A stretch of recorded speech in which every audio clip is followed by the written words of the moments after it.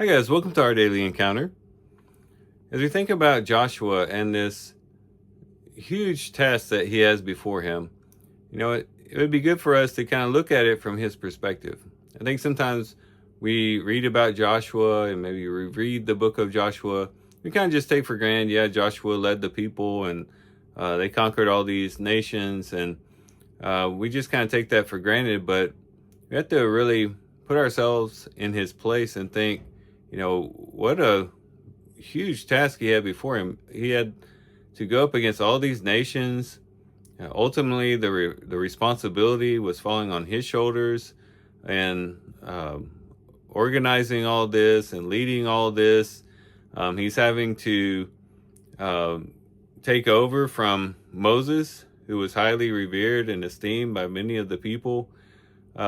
He had a lot on his plate, and he had this huge responsibility before him. And so he's encouraged in chapter 1 in verse 9 to be strong and courageous. And here, the be strong isn't necessarily physical strength, but mental toughness. Being strong, being of a strong resolve, having a strong commitment to be resilient, be strong.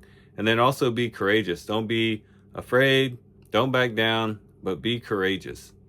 And he's being encouraged to do these two things. And this is what he would need if he was going to be successful as he goes into this huge task that's before him, to be strong and courageous.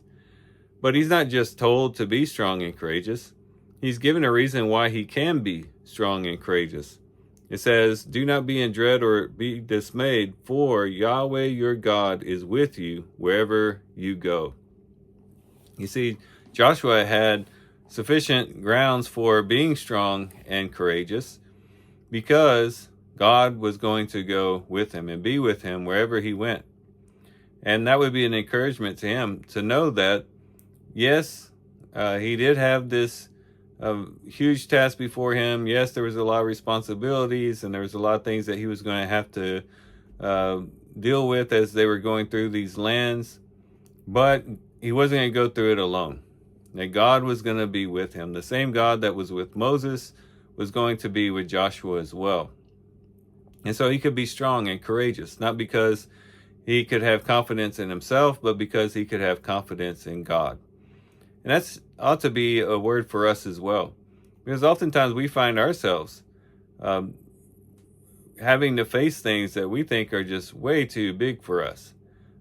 Maybe there's things that we think about and it causes us anxiety.